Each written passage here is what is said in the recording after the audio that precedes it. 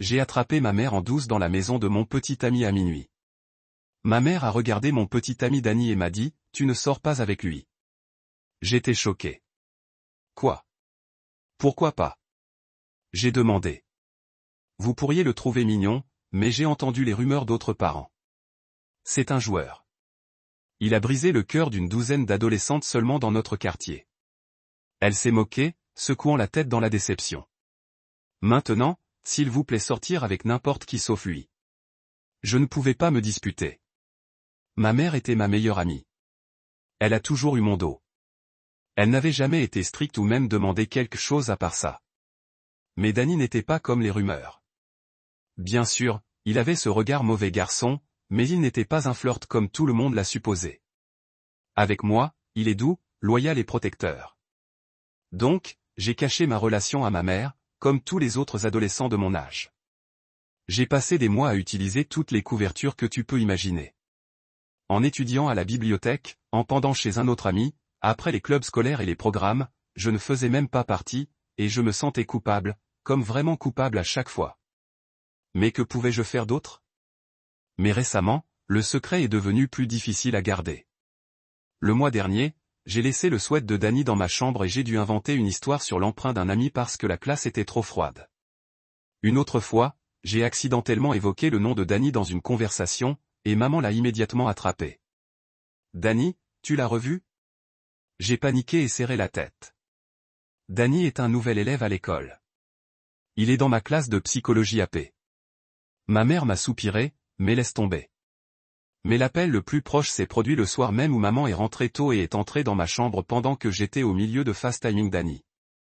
Je devais prétendre que c'était mon amie Elisa et j'ai passé 10 minutes à faire semblant d'avoir des devoirs pendant que Danny restait silencieux à l'autre bout.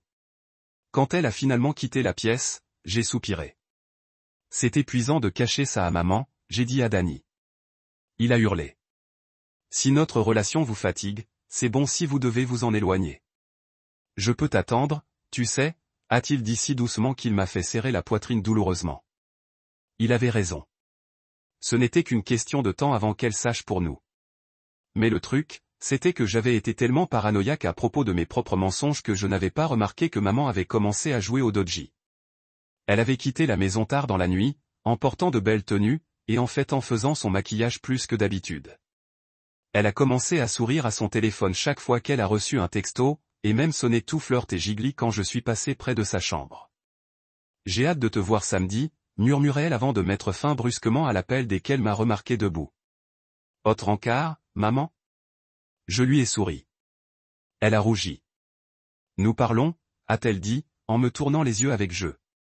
Qui est le chanceux? J'ai demandé. C'est laquelle a paniqué. Plus de questions, dit-elle avec fermeté. Honnêtement, je n'y ai pas pensé avant ce samedi matin où Danny m'a invité chez lui pour le week-end. Papa est parti tout le week-end. Mon cœur a sauté. Enfin, un vrai rendez-vous chez lui sans se faufiler. J'ai dit à maman que je dormais chez mon ami et qu'elle souriait. C'est génial, chérie. J'ai des projets aussi, alors ne t'inquiète pas. Bonne nuit. J'étais ravi. Tout semblait se passer comme prévu. Jusqu'à ce que je le voie chez mon petit ami. Je suis allé chez Danny ce soir-là, espérant avoir le meilleur rendez-vous de ma vie. Mais quand on est passé aux toilettes, j'ai gelé. Je ne pouvais pas croire ce que j'ai vu. Juste à côté de l'évier, il y avait la coupe de cheveux de maman, une avec de petites étoiles bleues que papa avait donnée avant sa mort. Je l'ai ramassée avec serré les mains et je me suis tourné vers Danny.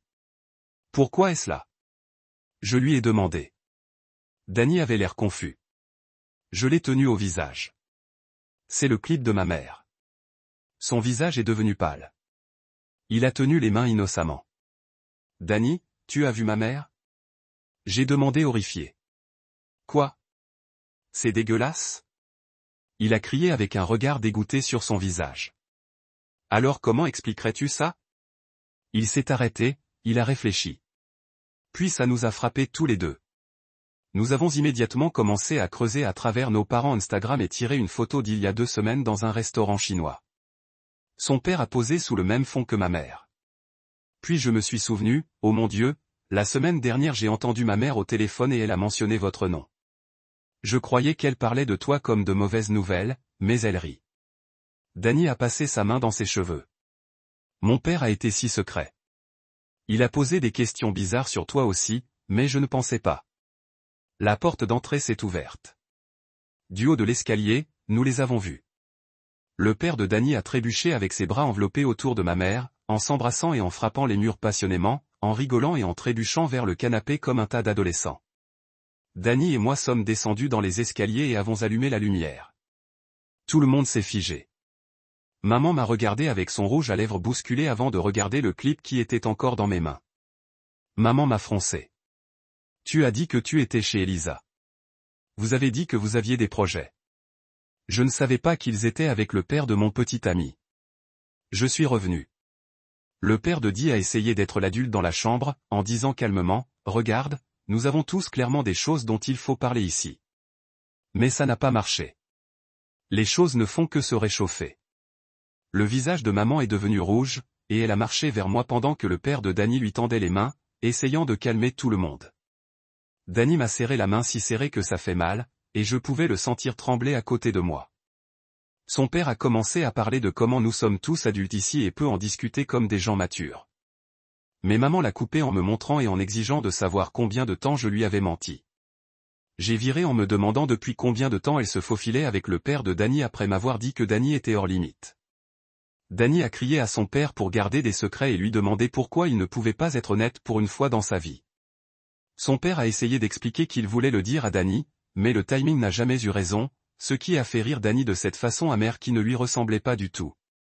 Maman n'arrêtait pas de dire que j'étais chez Elisa et que j'étais censé étudier, ignorant complètement l'impression de se retrouver au milieu au lieu de gagner l'un d'entre nous et de perdre l'autre. On abandonnait tous les deux quelque chose pour que ça marche. Ce soir-là, nous avons passé près de 2 heures à la table de la cuisine pour négocier tous les détails de notre nouveau système de confiance. On a écrit ce qui se passerait si l'un d'entre nous enfreignait les règles parce que nous savions tous les deux que nous pourrions gâcher parfois. Maman a suggéré quelque chose qu'elle a appelé des rampes, ce qui voulait dire que si quelque chose ne marchait pas, on pourrait l'ajuster au lieu de simplement s'en tenir aux règles rigides, on finirait par détester. Comme si le couvre-feu était trop tôt ou trop tard, nous pourrions le revoir dans un mois et le changer en fonction de la façon dont les choses allaient réellement se passer. Si la fenêtre de transparence semblait trop ou pas assez, nous pourrions la modifier. Tout le processus m'a fait me sentir comme un partenaire égal dans notre relation au lieu de juste un enfant étant géré. On construisait quelque chose ensemble au lieu qu'elle ne fasse que des règles et s'attend à ce que je les suive. À la fin de la nuit, nous avions toute une page de notes et d'accords. Ce n'était pas parfait, et nous savions tous les deux qu'il fallait ajuster les choses, mais ça semblait être un vrai début. Ce soir-là, j'ai sorti mon journal et j'ai ouvert une page vierge, regardant les lignes vides pendant 1 minute avant de commencer à écrire. J'ai écrit sur maman et ses erreurs, sur le père de Dany et leurs secrets, sur moi et tous mes mensonges. Les mots sont sortis en désordre au début, croisant les phrases et réécrivant des pensées, mais finalement j'ai eu ce que je voulais vraiment dire. J'apprends que vous pouvez aimer les gens qui font des choix désordonnés, y compris vous-même. J'ai écrit cette phrase 2 fois parce que c'était important. Maman a merdé en étant hypocrite et en train de se faufiler, mais ça n'efface pas toutes les années où elle a eu mon dos ou le travail qu'elle fait maintenant. Le père de Dee a aveuglé son fils, mais il essaie de le réparer. J'ai menti pendant des mois, mais je le possède maintenant et je construis quelque chose de mieux. Tenir les gens responsables ne signifie pas les couper complètement. Ça veut dire, cela m'a fait mal. Ce n'était pas bon, et maintenant nous devons faire mieux. J'ai fermé le journal et je l'ai rangé sous mon oreiller, sentant quelque chose en moi qui n'était pas dramatique ou changeant la vie, juste réel et calme et important. Le soir suivant, je faisais mes devoirs à la table de la cuisine quand mon téléphone bourdonnait avec un SMS de maman. Je vais dîner avec un ami. On devrait rentrer à 9h30. J'ai regardé le texte pendant un long moment, mon pouce survolant l'application de partage d'emplacement que nous avions tous les deux sur nos téléphones. Je pourrais vérifier maintenant et voir exactement où elle était. L'ancien moi aurait immédiatement ouvert cette application, traçant ses mouvements et croisant les sites de restaurants. Mais je me suis fait poser le visage du téléphone sur la table et retourner à mes devoirs. Elle m'a dit ses plans sans que je demande, m'a donné un temps sans que je l'exige. C'est elle qui a suivi. Maintenant, je devais choisir de faire confiance au lieu de vérifier. À 9h28, j'ai entendu sa voiture s'enfoncer dans l'allée. Et quand elle est passée par la porte, elle a semblé surprise que j'étais encore debout. J'ai souri et j'ai dit, bienvenue à la maison. Et elle sourit avec cet air soulagé comme si elle savait ce que je n'avais pas fait. Lundi, je marchais vers Apepsich quand j'ai repéré Danny venant de l'autre côté du couloir. Nous avons tous les deux ralenti en nous rapprochant et il m'a donné ce demi-sourire. J'ai ri et lui ai dit que j'avais passé 2 heures sur ces questions. Nous sommes restés là pour une seconde, sans définir ce que nous étions ou faire des promesses à propos de quoi que ce soit, juste partager ce moment facile sur le stress des devoirs comme les gens normaux. Puis la cloche sonna et nous allâmes tous les deux en classe. Et s'en aller, j'ai senti ce sentiment d'équilibre que je n'avais pas ressenti depuis des semaines. Nous étions tous les deux dans de meilleurs endroits qu'il y a cette semaine quand tout a explosé dans son salon. L'incertitude au sujet de ce que nous étions ne m'a plus fait peur parce que je savais que nous allions tous les deux, en grandissant, les deux trouvant les choses à notre propre rythme. Donc oui, c'est tout. Rien de trop profond. Merci de traîner. C'est toujours cool de t'avoir ici. Fait qu'elle est mentie sur ses propres plans. J'ai tenu le clip avec les étoiles bleues et lui ai demandé d'expliquer pourquoi c'était dans les toilettes de Danny si elle ne voyait pas son père. Elle l'a attrapé, mais je l'ai retiré et je l'ai fourré dans ma poche. Le père de Dee a déménagé entre nous comme s'il pensait qu'on pourrait se battre physiquement. Nous étions là dans ce cercle affreux, au milieu du salon, avec les lumières vives qui rendent tout trop exposé et dur. Le maquillage de maman a été frotté sur sa joue et sa jolie robe semblait ridée d'être pressée contre le mur. Le père de Danny avait mal boutonné sa chemise et ses cheveux coincés d'un côté. Je pouvais voir nos réflexions dans l'écran de télévision sombre et nous ressemblions tous à un désastre. Maman a recommencé à parler de la façon dont j'ai brisé sa confiance et menti à son visage pendant des mois. J'ai tiré de nouveau qu'elle a fait exactement la même chose tout en m'interdisant de voir Danny basé sur des rumeurs stupides. Danny a dit à son père qu'il se sentait idiot de me cacher quand son père faisait la même chose. Son père a dit que ce n'était pas la même chose parce qu'il est adulte et peut faire ses propres choix. Cela m'a rendu encore plus en colère parce que c'était une excuse si pratique. Maman était d'accord avec lui, disant que les relations parents sont différentes des relations adolescents, ce qui semblait être la plus grosse charge de déchets que j'ai jamais entendue. Je lui ai demandé comment c'était différent quand elle s'embrassait littéralement sur un canapé comme une adolescente. Elle m'a dit de regarder mon ton et de ne pas manquer de respect. Danny a tiré sur ma main et a hurlé vers la porte. Je pouvais dire qu'il devait sortir de là autant que moi. Nous avons soutenu l'entrée tandis que nos parents continuaient de parler l'un de l'autre de confiance, d'honnêteté et d'être raisonnables. Danny a pris ses clés par le crochet près de la porte et nous avons en gros couru dehors dans l'air froid de nuit. Sa voiture était garée dans l'allée et on a sauté sans rien dire. Il a démarré le moteur et s'est tiré rapidement, les pneus faisant un bruit de griffes sur le trottoir. J'ai regardé en arrière et j'ai vu nos deux parents debout dans la porte éclairée par la lumière du Porsche, nous regardant partir. Nous avons traversé le quartier en silence avec juste le bruit du chauffage soufflant. Danny a tourné sur la route principale et a continué à conduire sans destination en tête. J'ai regardé par la fenêtre regarder les maisons et les lumières de rue floues passer. Mon cerveau a continué à rejouer l'image de maman et le père de Danny trébuchant par la porte, s'embrassant et riant. J'étais malade d'y penser. Les mains de Danny s'emparaient du volant si serré que ses doigts étaient devenus blancs. Nous avons fini au parc près de l'école primaire et il est arrivé dans le parking vide. L'équipement de terrain de jeu a jeté des ombres bizarres à travers l'herbe. Nous n'avons rien dit pendant au moins 10 minutes. J'ai compté les secondes de l'horloge du tableau de bord.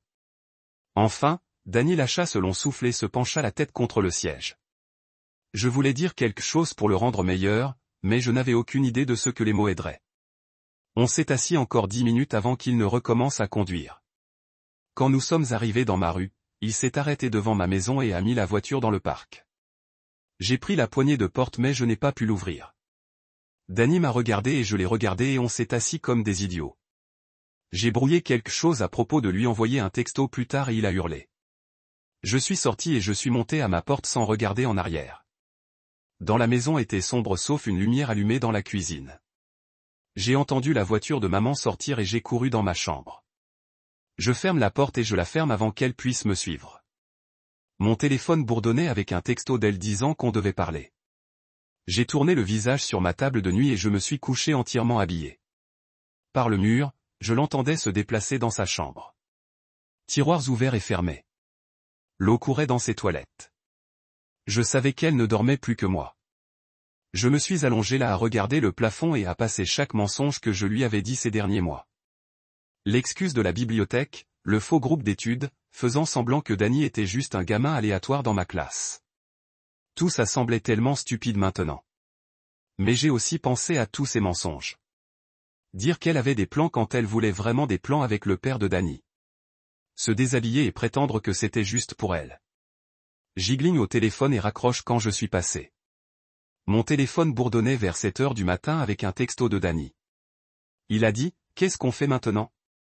Et je l'ai regardé pendant un moment avant de répondre.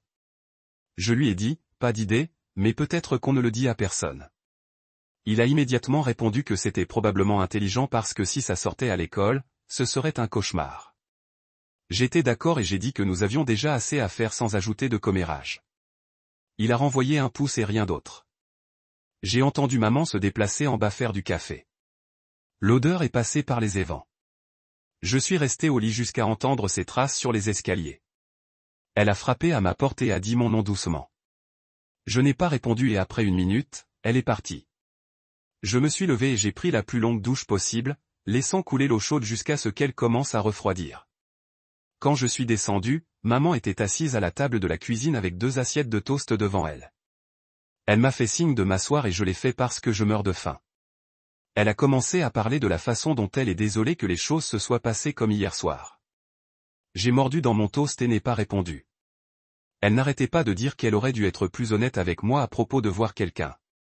J'ai déposé mon toast et lui ai demandé combien de temps ça durait. Elle a eu ce regard inconfortable et a dit quelques semaines. Je l'ai appelée disant que j'avais trouvé des messages Instagram il y a plus d'1 mois. Elle a admis que ça aurait pu être plus proche de 2 mois.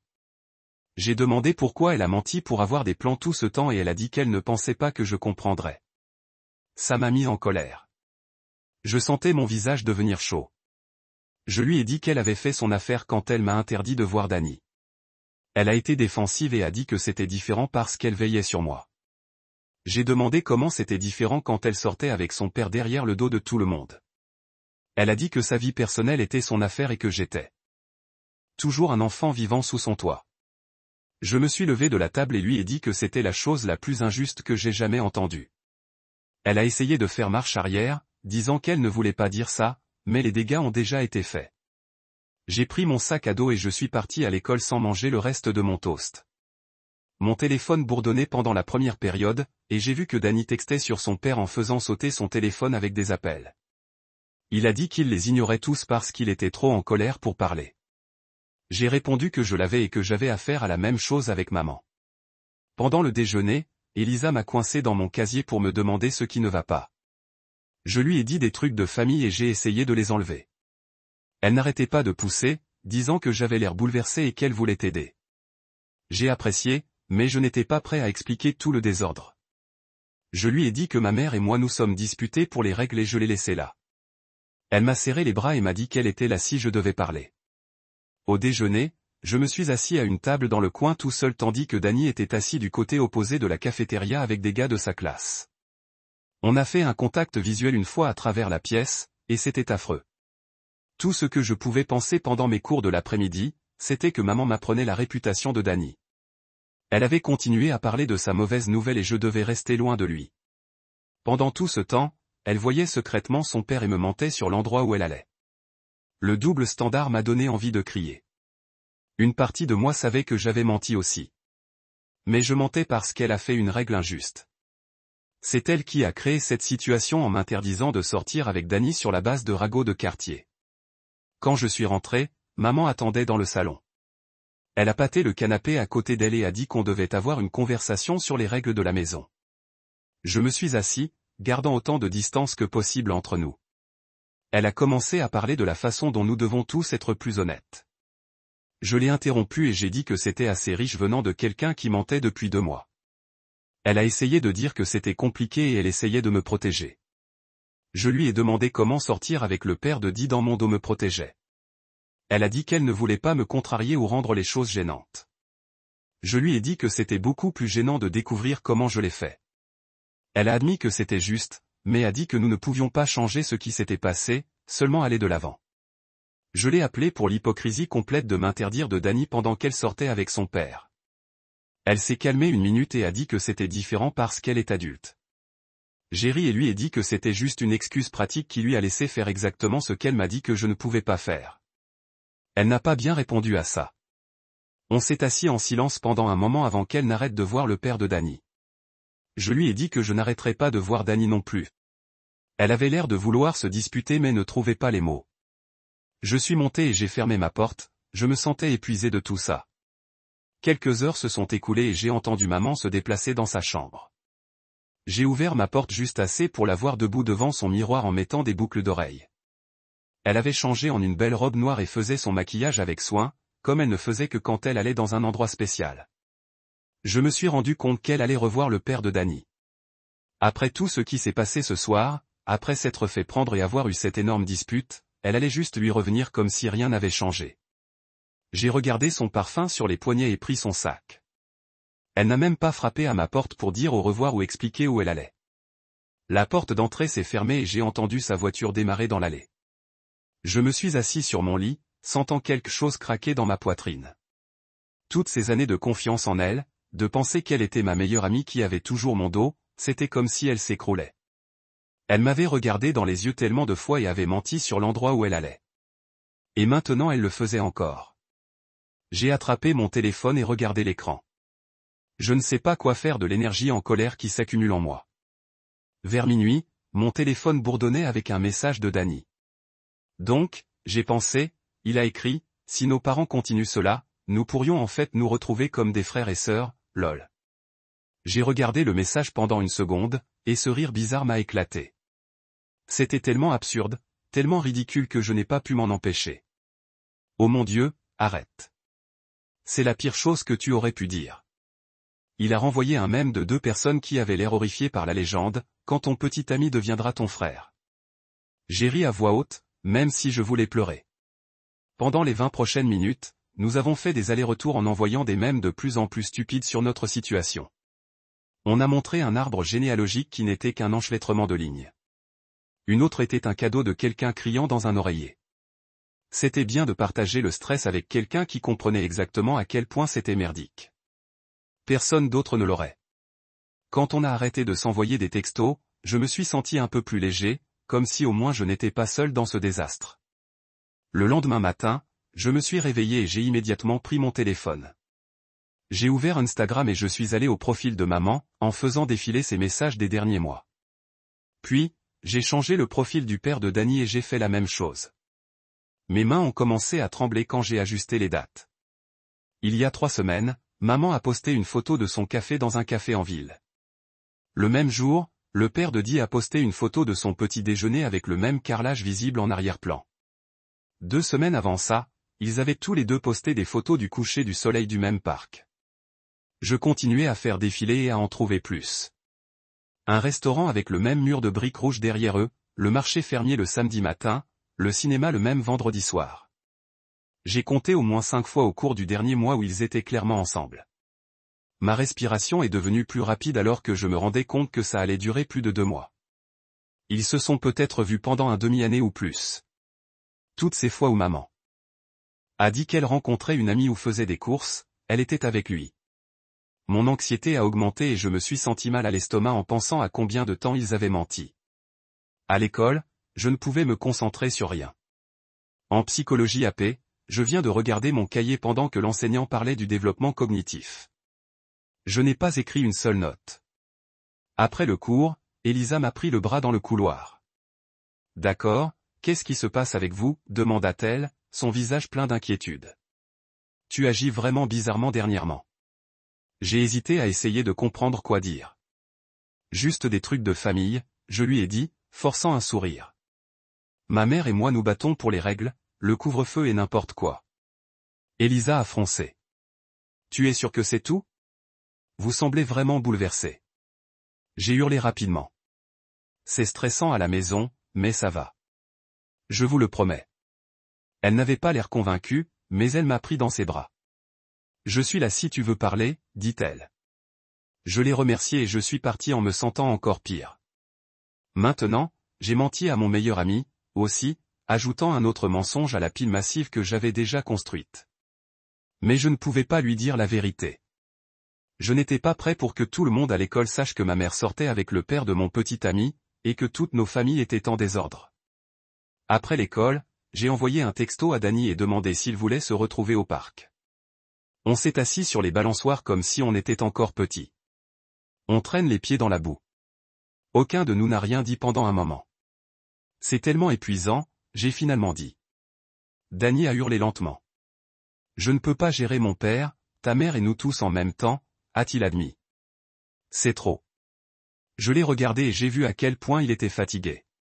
Peut-être qu'on doit faire une pause, j'ai suggéré tranquillement. Pas comme une rupture, juste une pause pour qu'on puisse gérer nos familles sans s'inquiéter de se faufiler. Danny était calme pendant 1 minute. Oui, il a dit. C'est logique. Juste un petit moment jusqu'à ce que les choses se calment.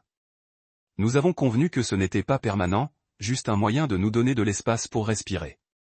Nous sommes restés au parc pendant 1 autre heure, en parlant de choses normales comme l'école et les devoirs, évitant le sujet de nos parents complètement. Le lendemain matin, je me suis réveillé à un long texto de maman. Je sais que tu es en colère contre moi et que tu as le droit d'être. Ça a commencé, je suis si seul depuis la mort de ton père.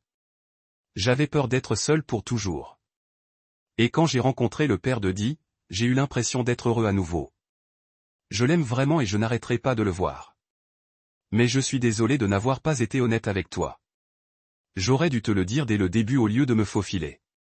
J'avais peur de votre réaction et j'ai mal géré. J'ai lu le message 3 fois.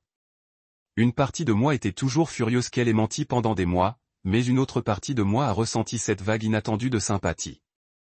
Je n'avais jamais vraiment pensé à la solitude de maman après la mort de papa. Elle avait toujours l'air si forte. Je ne savais pas qu'elle avait peur d'être seule. Ça n'a pas permis de mentir, mais au moins maintenant j'ai compris pourquoi elle l'a fait. J'ai tapé, je suis toujours blessé, mais j'ai compris. Puis j'ai posé mon téléphone avant de pouvoir trop réfléchir. Cet après-midi-là, Danny a finalement affronté son père. Il m'a envoyé un texto à ce sujet plus tard dans la nuit. Son père venait de rentrer du travail, et Danny l'a rencontré dans l'allée avant même qu'il puisse arriver à la porte d'entrée. Je me sens complètement aveugle. Danny lui a dit, pourquoi ne pas être honnête avec quelqu'un? Pourquoi m'avoir fait découvrir la pire façon possible? Son père est apparemment resté là à avoir honte. Il a essayé d'expliquer qu'il ne savait pas comment dire à Danny qu'il voyait quelqu'un. Il craignait que Danny soit contrarié ou se sente comme s'il remplaçait la mère de Danny. Danny lui a dit que ce n'était pas une excuse. J'ai besoin que tu me parles de choses importantes dans ta vie. Danny a dit fermement, ne me cache pas ça comme si j'étais un enfant. Si tu sors avec quelqu'un, je mérite de le savoir. Son père a accepté et s'est excusé. Danny a dit qu'il avait l'air vraiment désolé pour une fois au lieu de juste faire des excuses. Quelques jours plus tard, je rentrais de l'épicerie avec un sac de collation. Je suis passé par le café extérieur de Main Street et je me suis arrêté froid. Le père de maman et Danny étaient assis à une des tables ensemble. Ils ne faisaient rien d'inapproprié, juste parler et boire du café. Mais Marco Sutton se tenait près de la passerelle et il leur donnait ce regard de savoir.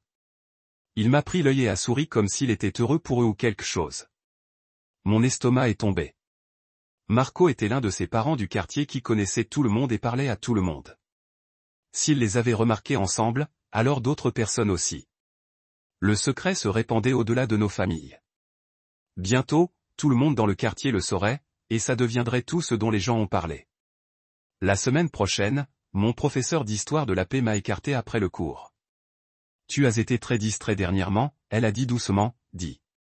Je vais vous envoyer parler à Kenny Griffin au bureau de conseil. Je pense que ça pourrait t'aider. Je voulais me disputer, mais j'ai hurlé. Le bureau de Kenny était petit et couvert d'affiches de motivation. Elle m'a fait asseoir dans une chaise confortable et m'a demandé ce qui se passait. J'étais résistant au début, donnant des réponses vagues sur le stress familial, mais Kenny était vraiment facile à parler. Elle n'a ni poussé ni jugé. Finalement, je lui ai dit une version simplifiée de ma mère qui sort avec quelqu'un et qui cause des problèmes à la maison. J'ai oublié tous les détails à propos de ça étant le père de Dee. Parfois, les parents font aussi des erreurs. Ce sont juste des gens qui essaient de comprendre les choses. Une communication honnête pourrait vous aider à vous sentir entendu. C'était un simple conseil, mais ça m'a donné un peu d'espoir. On pourrait peut-être réparer ça si on parlait honnêtement au lieu de crier ou de s'éviter. Ce soir-là, j'ai trouvé maman dans la cuisine qui faisait du thé. On peut parler? J'ai demandé. Elle avait l'air surprise, mais elle a hurlé et s'est assise à table avec moi. J'ai pris une profonde inspiration et j'ai commencé à énumérer chaque mensonge que je lui avais dit ces derniers mois. J'ai dit que j'étais chez Elisa quand j'étais avec Dani. Les yeux de maman sont plus grands avec chaque confession. Je serai complètement honnête à propos de Dani à partir de maintenant, je lui ai dit. Mais tu dois être honnête avec le père de Di. On ne peut pas réparer la confiance entre nous si on ment toujours. Elle avait l'air choquée que je mette tout sur la table comme ça. Je pense juste que nous avons besoin d'une vraie honnêteté de notre part, je l'ai expliqué. Sinon, rien ne s'arrangera. On va continuer à se faufiler et à mentir et à empirer tout. Maman a été calme pendant un long moment et puis elle a hurlé lentement. Vous avez raison, dit-elle doucement. Je serai honnête aussi. Le lendemain matin, maman est venue dans ma chambre pendant que je me préparais à l'école et je me suis assise sur mon lit avec ce regard plein d'espoir sur son visage. Elle a commencé à parler de comment peut-être que nous quatre pourrions dîner ensemble bientôt juste pour dégager l'air et parler des choses à travers comme des adultes. J'ai arrêté de me brosser les cheveux et je me suis retourné pour la regarder. Je lui ai dit non, ça n'allait pas arriver, et elle avait l'air surprise. J'ai expliqué que forcer un faux dîner de famille me donnait l'impression qu'elle essayait d'effacer mes sentiments et de prétendre que tout allait bien quand ce n'était pas le cas. Elle a essayé d'affirmer que cela pourrait nous aider à mieux nous comprendre, mais j'étais ferme. J'ai dit que j'avais besoin de temps et d'espace, pas d'un repas maladroit où on a tous fait semblant d'aller. Son visage est tombé et elle avait l'air blessée, mais elle s'est hurlée lentement et a dit, « Ok, elle laisserait tomber. » Après avoir quitté ma chambre, j'ai senti cette petite vague de victoire, comme si j'avais fixé une vraie frontière et qu'elle la respectait pour une fois. Cet après-midi-là, mon téléphone bourdonnait avec un texto de Dani, même si nous avions accepté de ne pas nous contacter pendant un moment. C'était un très long message qui remplissait tout mon écran. Il a écrit sur la façon dont il savait que les gens le voyaient comme ce joueur qui a brisé le cœur, et comment une partie de cette réputation provenait de véritables erreurs qu'il avait faites quand il était plus jeune et plus stupide. Il a admis qu'il avait l'habitude de flirter avec des filles juste parce que cela lui a fait se sentir bien, et il a compris pourquoi les parents ont averti leur fille de lui. Mais il a dit qu'il avait changé et qu'il ne voulait plus de ce drame. Il a dit qu'il voulait quelque chose de réel et stable avec moi, pas le chaos que tout le monde attendait de lui. En lisant ces mots, je me suis rendu compte que j'avais manqué de lui parler. J'ai lu le texte 3 fois, assis sur mon lit, et sentir ma colère contre lui commence à s'estomper. Plus tard dans la soirée, j'ai fait défiler Instagram quand une notification DM est apparue du père de Di. Mon estomac est tombé quand j'ai vu son nom. Il m'avait envoyé ce long message s'excusant pour la maladresse de tout et disant qu'il se souciait vraiment de ma mère. Il a dit qu'il espérait que nous pourrions tous trouver comment faire ce travail parce qu'il ne voulait pas la perdre. Je me suis senti immédiatement contrarié qu'il me tende directement la main au lieu de parler à Dani ou de traiter les choses par des canaux appropriés. On dirait qu'il essayait de contourner tout le monde et de manipuler la situation. J'ai filmé le message et je l'ai envoyé à Dani avec juste un point d'interrogation. Sa réponse est revenue vite et il était furieux. Il a écrit que son père n'avait pas le droit de m'envoyer un message et que c'était complètement inapproprié. Nous avons fini par envoyer des SMS pendant 20 minutes, nous devenons tous les deux plus irrités avec nos parents pour ne pas respecter les limites de base. Le même soir, maman a frappé à ma porte et a demandé si on pouvait reparler. Elle est venue et s'est assise sur ma chaise pendant que je restais sur mon lit. Elle a commencé à me dire à quel point les choses étaient dures depuis la mort de papa, et sa voix s'est vraiment calmée. Elle a dit qu'elle avait l'impression qu'elle n'existait que comme la mère de quelqu'un au lieu d'être une personne entière avec ses propres besoins et vœux. Elle a parlé d'avoir peur de sortir avec quelqu'un parce qu'elle se sentait coupable de vouloir la compagnie quand papa était parti. Elle a dit qu'elle savait que le père de Dani n'était pas parfait, mais qu'il lui faisait se sentir à nouveau comme une veuve ou une mère.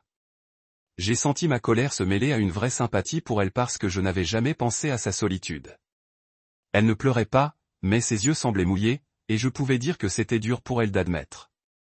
Je lui ai dit que j'avais compris qu'elle était seule. Mais j'étais toujours blessé par la façon dont elle avait tout géré. Elle a hurlé et a dit qu'elle le savait, et nous nous sommes assis là dans un silence inconfortable une minute avant qu'elle ne quitte ma chambre. Le lendemain matin, je me suis réveillé sur mon téléphone en pleine explosion avec des notifications. Je l'ai pris de ma table de nuit et j'ai vu un tas de SMS de gens à l'école. Quelqu'un avait posté une photo dans le groupe Facebook du quartier d'un événement communautaire local. Et en arrière-plan, on voyait clairement le père de ma mère et de Dany se tenir très près et rire. Mes camarades de classe l'avaient vu et mis les pièces ensemble sur qui ils étaient. Les textes allaient de questions curieuses à des ragots tout droits, et je sentis la panique se lever dans ma gorge alors que je défilais à travers eux. C'était sur le point de devenir un drame scolaire majeur, et il n'y avait rien que je puisse faire pour l'empêcher de se propager. J'ai envoyé un texto à Elisa dans une panique totale, et elle a immédiatement demandé ce qui n'allait pas. Je lui ai envoyé une explication rapide sur la photo Facebook, et elle m'a dit de venir tout de suite. J'ai jeté des vêtements et je suis allé chez elle et elle avait déjà son salon aménagé avec des couvertures et avait fait la queue sur des comédies stupides sur Netflix. On a passé toute la soirée à regarder des films stupides et à manger du popcorn. Et elle ne m'a pas poussé pour des détails ou posé 1 million de questions. Elle m'a laissé me cacher chez elle et décompresser. Être là avait l'air d'une rupture de tout le stress, bien qu'une partie de moi se sente coupable de l'utiliser à nouveau comme couverture quand je me suis promis d'arrêter de mentir. Le lendemain, j'ai dû courir à l'épicerie pour aller chercher des trucs pour dîner. J'étais dans l'allée des céréales pour trouver une boîte quand j'ai regardé et gelé. Nous étions tous les 4 dans la même allée. Moi, Dany, maman et le père de Dany. On s'est tous regardés pendant que d'autres acheteurs nous tournaient comme des statues. Le père de Dany a essayé de briser la tension en faisant de petits discours sur le temps, et maman a donné ce rire nerveux faux. Dany et moi n'avons rien dit. Nous avons pris nos affaires le plus vite possible et nous sommes partis à la caisse. Partant, je pouvais sentir mon visage brûler d'embarras. Dans le parking, je chargeais des courses dans ma voiture quand Marco Sutton est apparu à côté de moi. Il avait ce grand sourire amical et a dit quelque chose sur le fait que nos familles se rapprochaient. Son ton a été clair, il a pensé que c'était des nouvelles de quartier mignon, comme une histoire douce sur les gens qui trouvent l'amour. Je voulais crier que c'était en fait un désordre compliqué, mais au lieu de cela, j'ai juste souri poliment et dit quelque chose de vague. Je suis monté dans ma voiture aussi vite que je pouvais et je me suis enfui, me sentant en colère que tout le monde semblait penser que cette situation était simple ou douce quand il me déchirait. À l'école, le lendemain, je marchais jusqu'à mon casier quand cette fille de ma classe anglaise a fait un commentaire bizarre sur le fait de le garder dans la famille. Elle l'a dit assez fort pour que les gens autour de nous entendent et quelques-uns ont ri. J'ai arrêté de marcher et je me suis tourné vers elle. J'ai dit calmement que nos parents qui sortaient avec Dany et moi n'étaient pas liés et qu'elle devrait peut-être avoir ses faits avant de répandre des rumeurs. Elle avait l'air surprise d'avoir répondu au lieu de partir. C'était un petit moment, mais je me sentais bien. Comme je contrôlais ma propre histoire au lieu de laisser les commérages définir tout. Je me suis senti plus fort. Ce soir-là, mon téléphone bourdonnait avec un SMS de Dany disant qu'il s'écrase chez son ami parce qu'il avait besoin d'espace de la part de son père. Il a dit qu'il était fatigué de la tension à la maison et qu'il avait juste besoin de partir pour une nuit. Il avait l'air triste mais aussi ferme dans sa décision et je lui ai répondu que j'étais fier de lui pour avoir fixé des limites. En même temps, j'ai senti ce poids lourd dans ma poitrine penser à la façon dont nos familles s'écroulaient. Je me suis assis sur mon lit en regardant mon téléphone et je me suis demandé si les choses pouvaient revenir à la normale ou si c'était juste notre vie maintenant. Le lendemain matin, maman a frappé à ma porte avant l'école et a demandé si on pouvait parler. Je me suis préparé pour une autre conférence, mais au lieu de cela, elle a dit qu'elle voulait que nous voyions Kenny Griffin ensemble pour une vraie séance de conseil. Elle a promis qu'elle écouterait cette fois-ci sans avoir de défense ni de prétexte.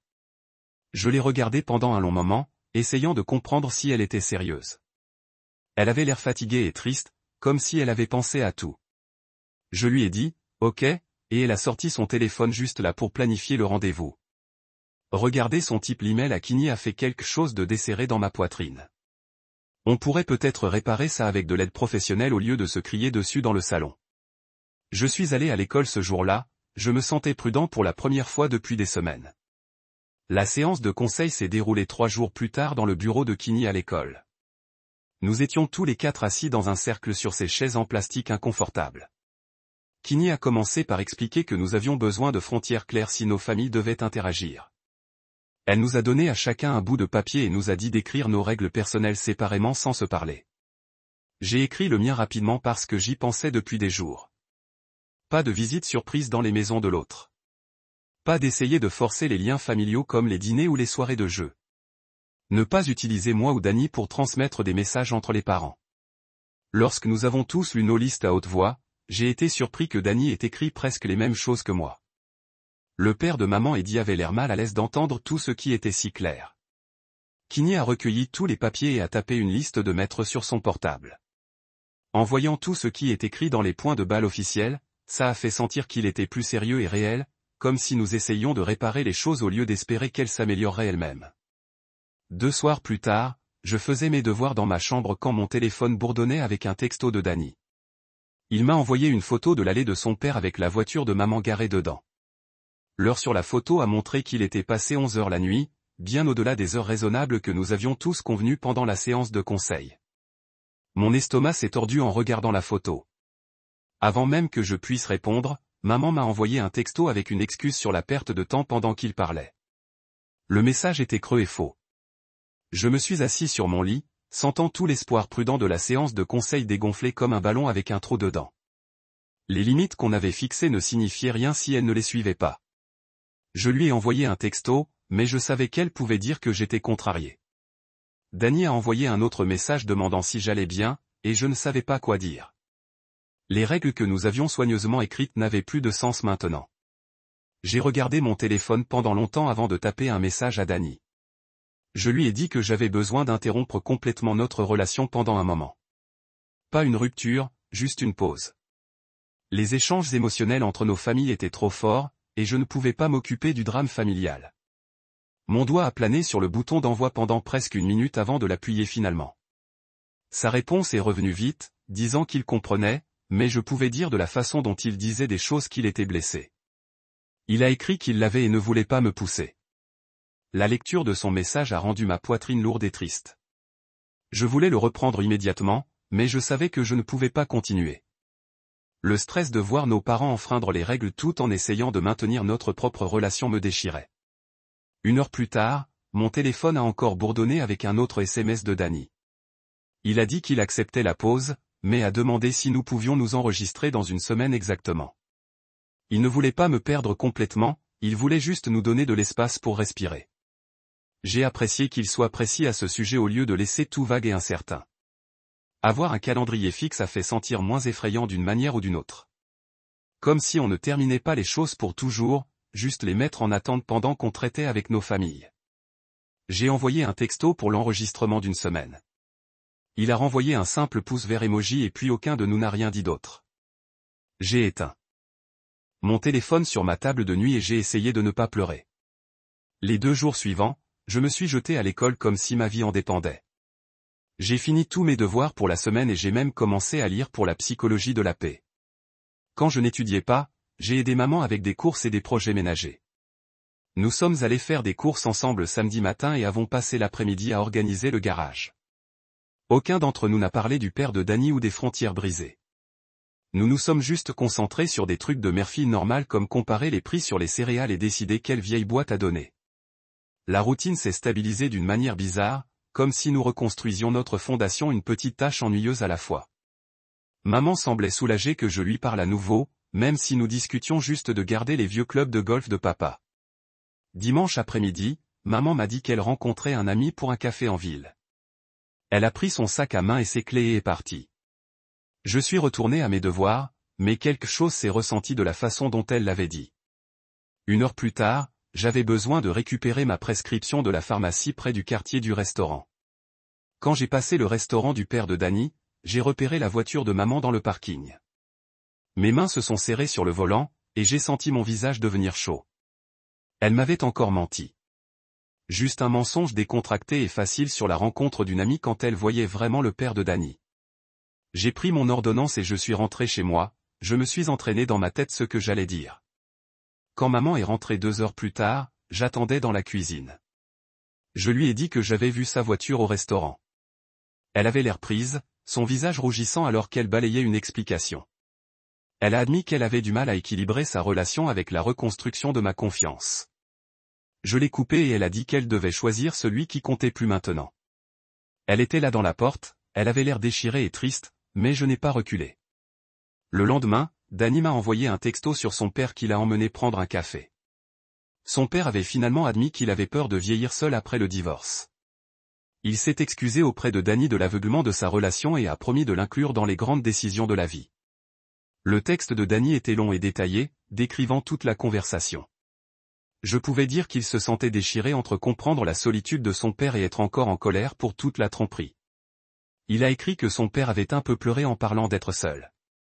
Ce détail me faisait me sentir bizarre et mal à l'aise, comme si je voyais le père de Dee comme une vraie personne avec des sentiments au lieu de juste le gars qui cause des problèmes. J'ai répondu que j'étais content qu'ils aient parlé, mais je ne savais pas quoi dire d'autre. La situation se sentait trop compliquée pour une conversation textuelle. Jeudi après-midi, j'ai eu mon rendez-vous régulier avec Kenny, même s'il n'y avait pas de crise immédiate. J'ai presque câliné parce qu'il semblait inutile d'y aller quand les choses étaient relativement calmes, mais j'y suis allé de toute façon et j'ai fini par parler d'autosoin et de limites saines pour toute l'heure. Kenny m'a rappelé que la guérison prend du temps et que le progrès n'est pas toujours linéaire. Parfois, vous faites des pas en arrière avant de pouvoir avancer à nouveau. Elle m'a demandé comment je m'occupais de moi en dehors du drame familial. J'ai réalisé que je n'y avais pas vraiment pensé. Nous avons parlé de l'importance de maintenir ma propre vie et mes intérêts séparés de tous les trucs parents. En sortant de son bureau, j'ai senti un calme au lieu de l'anxiété constante que je portais depuis des semaines. Le sentiment n'a pas duré longtemps, mais c'était bien pendant que c'était. Ce soir-là, il y avait un événement scolaire dans la salle de gym pour tous les clubs afin de présenter leurs activités. Je suis parti parce qu'Elisa se présentait pour l'équipe de débat, et j'avais promis de la soutenir. J'étais debout près de la table de rafraîchissement quand j'ai entendu deux filles de mon cours d'anglais parler. Ils se moquaient de la situation des parents et l'un d'eux a dit à quel point tout était compliqué. Mon visage est devenu chaud et je voulais sortir de la salle de gym, mais au lieu de cela je suis resté mis et quand l'un d'eux m'a demandé directement à ce sujet, j'ai donné une réponse simple. J'ai dit que c'était compliqué et qu'on y travaillait. Je n'ai pas élaboré, j'ai trop partagé ou essayé d'expliquer toute l'histoire. Les filles semblaient déçues de ne pas leur donner plus de détails, mais je m'en fiche. J'ai pris un cookie de la table et je suis parti pour trouver Elisa. Garder ma réponse brève m'a fait me sentir plus en contrôle, comme je choisissais ce que partager au lieu de laisser les commérages contrôler le récit. Je ne devais à personne l'histoire complète de ce qui se passait dans ma famille. J'ai quitté l'école et je me suis senti chez moi comme si j'avais repris un petit contrôle sur ma propre histoire. La maison était sombre quand je suis entré dans l'allée, mais je pouvais voir maman assise sur les marches du porche avec son téléphone entre ses mains. Elle a levé les yeux quand ma voiture a claqué et a piqué l'endroit à côté d'elle. Je me suis assis sans rien dire, et nous avons regardé la rue vide pendant 1 minute. Maman a d'abord brisé le silence et m'a demandé ce qui m'aiderait à me sentir mieux à propos de tout ce qui s'était passé. Je n'avais pas à réfléchir à ma réponse parce que je la transportais depuis des jours. Je lui ai dit que j'avais besoin de prévisibilité, que je devais savoir où elle était et qu'elle s'en tenirait à ce qu'elle a dit qu'elle allait faire.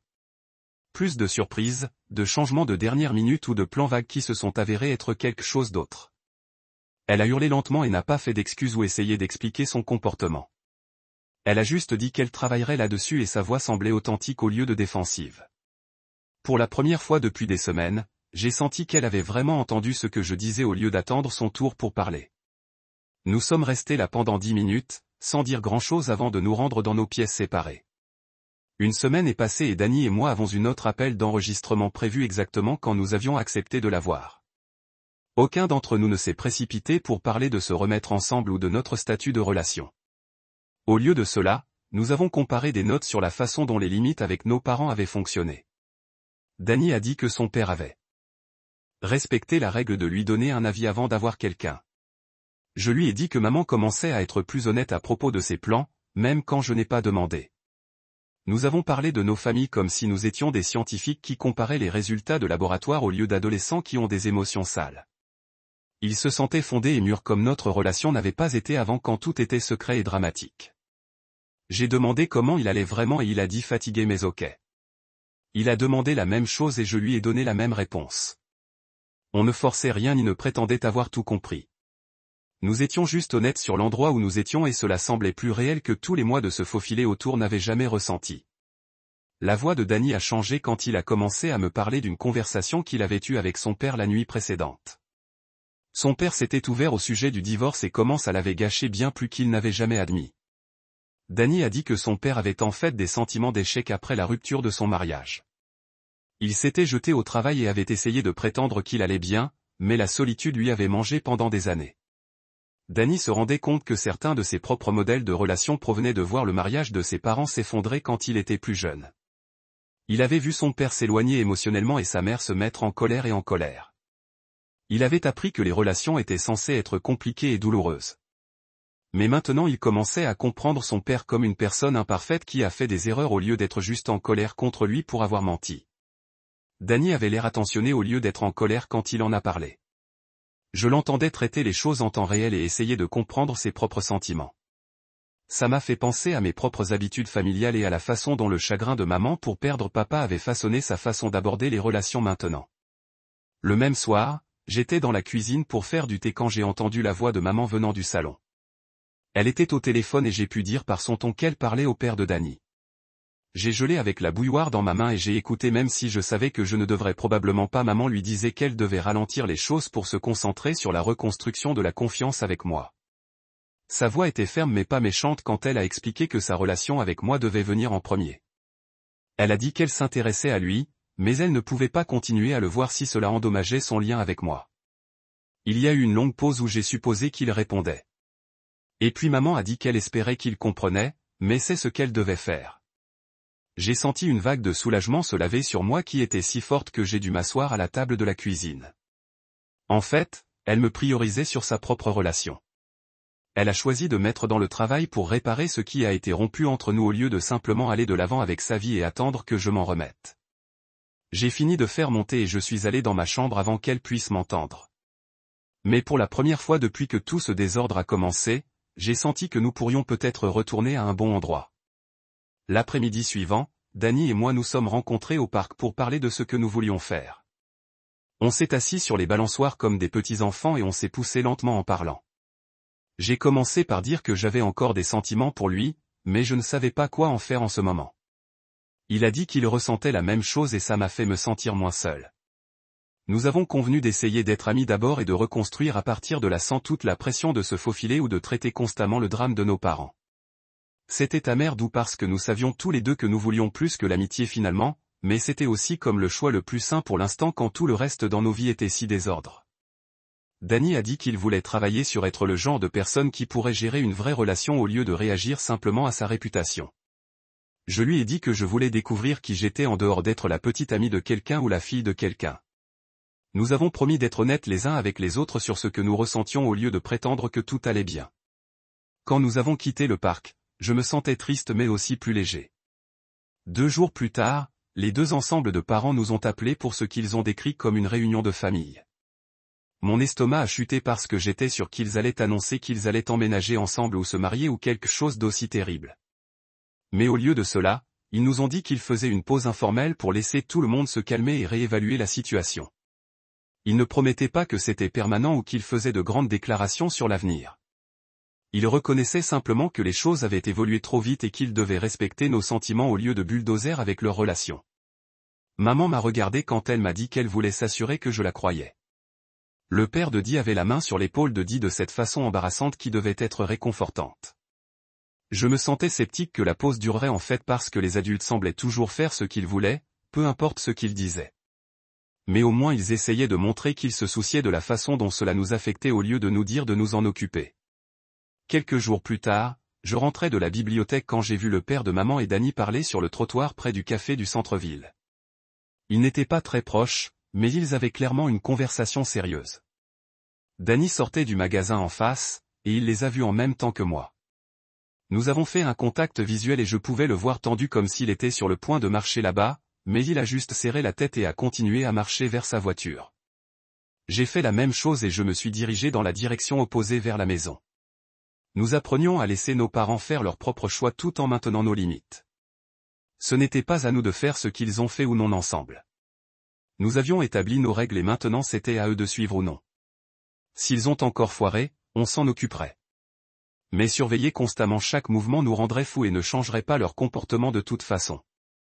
Ce week-end, maman et moi nous sommes assis à la table de la cuisine. Avec son ordinateur portable et avons établi un calendrier commun où elle pourrait mettre ses plans. L'idée était que je saurais où elle était sans avoir à demander, à s'inquiéter ou à vérifier constamment. Elle a ajouté son horaire de travail et ses réunions de groupe de soutien à la douleur et quelques plans sociaux qu'elle avait déjà présentés. Nous avons également convenu d'une règle de la maison qu'elle n'aurait pas des invités de nuit sans me donner un préavis avancé. Je ne demande pas ma permission, mais je m'assure de savoir à quoi m'attendre. Il se sentait pratique et calme au lieu de colère ou de contrôle. Nous construisions un système qui respectait nos deux besoins au lieu d'avoir une seule personne pour faire toutes les règles. Maman a dit qu'elle appréciait que j'étais prête à travailler avec elle sur ça au lieu de rester en colère pour toujours. Je lui ai dit que je ne le faisais pas pour elle. Je le faisais pour moi parce que j'avais besoin de stabilité, mais je pouvais lui dire que ça signifiait quelque chose. La mise en place du calendrier n'a pris qu'environ 20 minutes, mais on avait l'impression de poser des bases pour quelque chose de plus grand. J'ai envoyé un texto à Dany pour voir s'il voulait se rencontrer pour un café et tester la première dynamique de notre nouvel ami.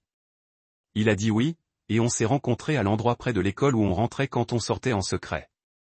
C'était bizarre de marcher là-dedans en plein jour, sans s'inquiéter de qui pourrait nous voir. Nous avons pris nos boissons et nous sommes assis à une table près de la fenêtre, et c'était gênant au début. Nous étions tous les deux hyper conscients de ne pas vouloir revenir en couple. Je me suis pris à chercher sa main à travers la table et je me suis retiré. Il a commencé à se pencher de près quand il parlait et a ensuite corrigé sa posture. Mais après environ 15 minutes, nous avons commencé à nous détendre et être nous-mêmes.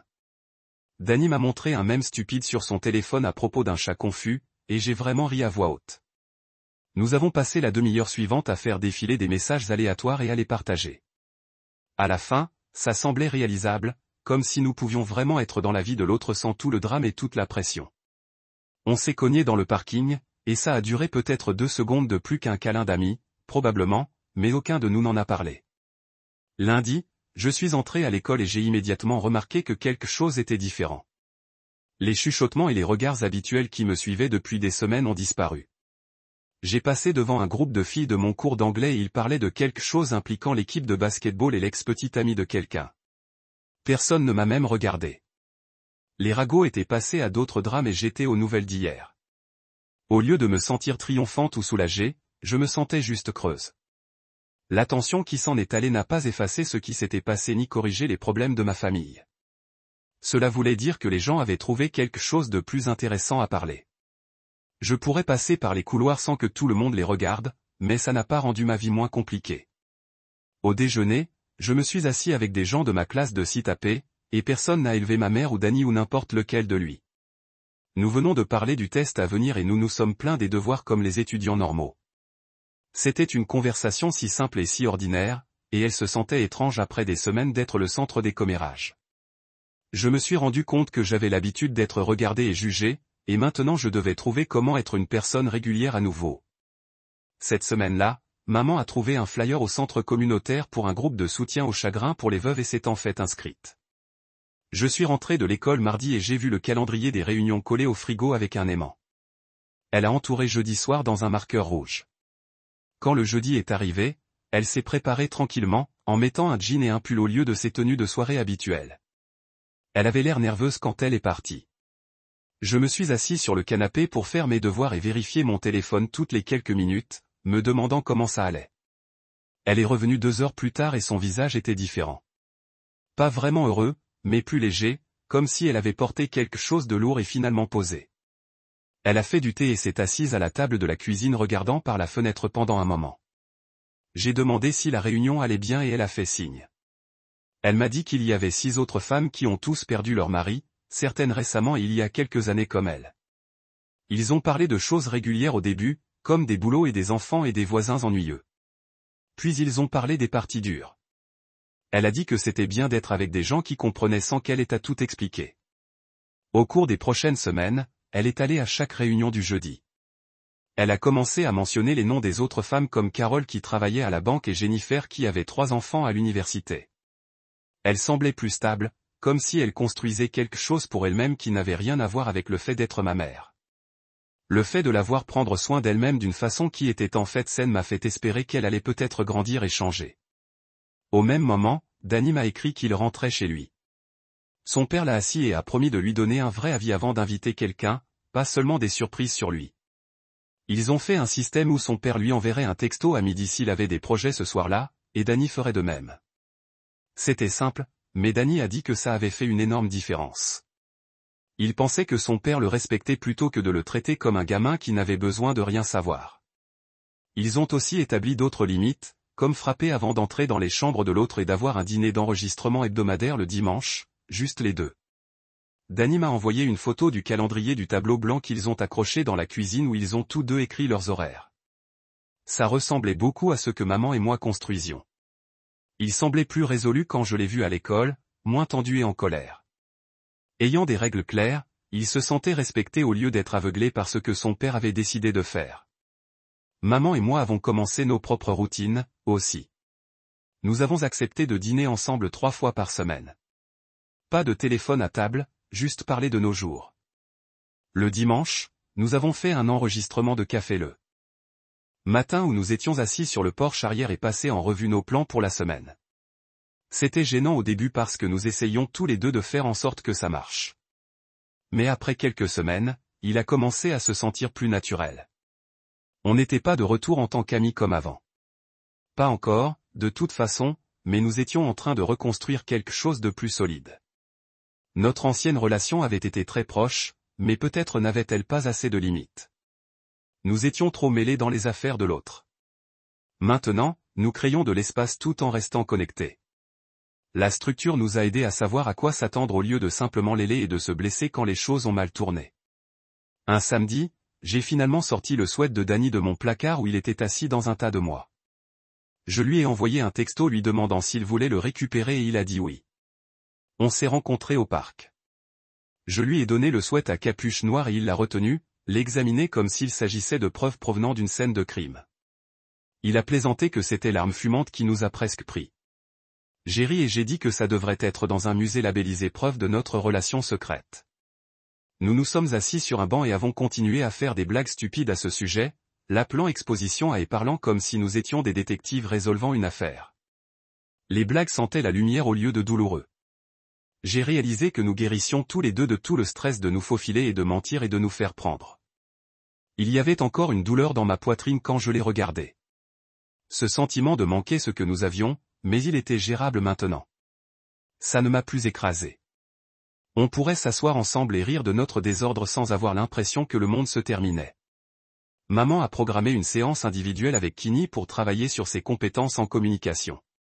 Elle m'en a parlé au dîner, disant qu'elle voulait apprendre à avoir des conversations difficiles sans se faire défensif ni fermé. Quand elle est rentrée à la maison de cette première séance, elle avait des papiers imprimés avec des scripts pour différentes situations. Des choses comme s'excuser correctement, écouter sans interrompre, reconnaître les sentiments de quelqu'un même en désaccord. Elle avait aussi un plan pour s'attraper quand elle a commencé à se défendre, comme prendre un souffle et se demander de quoi elle avait réellement peur. Elle a collé les papiers sur le frigo à côté de son horaire de groupe de deuil. En la voyant travailler au lieu de juste dire désolé et en m'attendant à ce que tout aille bien, j'ai cru qu'elle était sérieuse à changer. Ce n'était plus que des mots. Elle faisait le travail inconfortable de regarder ses propres modèles et d'essayer de les réparer. Kini m'a appelé pour une séance la semaine suivante et a suggéré d'essayer une autre approche. Au lieu de nous forcer tous les 4 dans la même pièce où tout le monde a été déclenché et défensif, elle pensait que des réunions séparées de 2 personnes fonctionneraient mieux. Maman avec moi, Dany avec son père. De cette façon, chaque couple pourrait se concentrer sur sa propre relation sans que le chaos des émotions de chacun s'écrase. Elle a dit, parfois le traitement parallèle fonctionne mieux que d'essayer de tout réparer à la fois. Quand les gens ne sont pas tous dans le même espace, ils peuvent en fait s'entendre plutôt que de réagir. C'était logique. Chaque fois qu'on avait tous les 4 essayé de parler, ça s'est transformé en un désastre avec tout le monde qui parlait l'un sur l'autre et personne n'écoutait. De cette façon, maman et moi pourrions travailler sur nos affaires et Dany et son père pourraient travailler sur les leurs sans que ça devienne une énorme dispute. À l'école, j'ai commencé à remarquer que Dany était différent. Pas d'une façon évidente, mais dans les petites choses. Il a arrêté d'aller au fait où les gens s'attendaient à ce qu'il flirte avec tout le monde et agisse comme le joueur que tout le monde pensait être. Quand des amis l'ont invité, il invente des excuses ou dit qu'il n'était pas intéressé. Il était plus direct avec les gens sur ses frontières, aussi. Quand quelqu'un a fait une blague sur le fait qu'il était avec des filles au hasard, il l'a fermé au lieu de rire. Il n'a pas fait un grand discours ou essayé de se défendre. Il vient de changer de comportement et de laisser parler ses actions. Pendant quelques semaines, j'ai remarqué que les gens commençaient à le voir différemment. Les murmures sur le fait qu'il soit un joueur sont devenus plus silencieux. Les gens ont cessé d'assumer des choses à son sujet. Ce n'était pas parce qu'il se disputait avec tout le monde sur sa réputation. C'était parce qu'il était vraiment différent et les gens pouvaient le voir. Ses actions étaient plus fortes que les rumeurs. Maman m'a assise à la table de la cuisine un soir après le dîner et m'a dit qu'elle devait dire quelque chose. Elle a admis que son interdiction initiale de sortir avec Danny était fondée sur la peur et n'était pas juste pour nous deux. Elle a dit qu'elle avait entendu des rumeurs d'autres parents et a laissé cela prendre sa décision au lieu d'apprendre à le connaître ou à faire confiance à mon jugement. Elle s'est excusée de ne pas nous avoir donné une chance et d'être hypocrite. Mais voilà ce qui m'a vraiment pris. Elle n'a pas exigé que je lui pardonne tout de suite ou que je lui dise que tout allait bien maintenant. Elle vient de posséder son erreur et dit qu'elle comprenait si j'avais besoin de temps pour lui faire confiance à nouveau. Cette volonté de s'excuser sans s'attendre à un pardon immédiat ressemblait à une véritable croissance. La plupart des gens s'excusent, mais s'énervent quand vous ne dites pas immédiatement que c'est bon. Elle n'a pas fait ça. Elle a laissé ses excuses là-bas et m'a donné de l'espace pour me sentir comme je l'ai senti.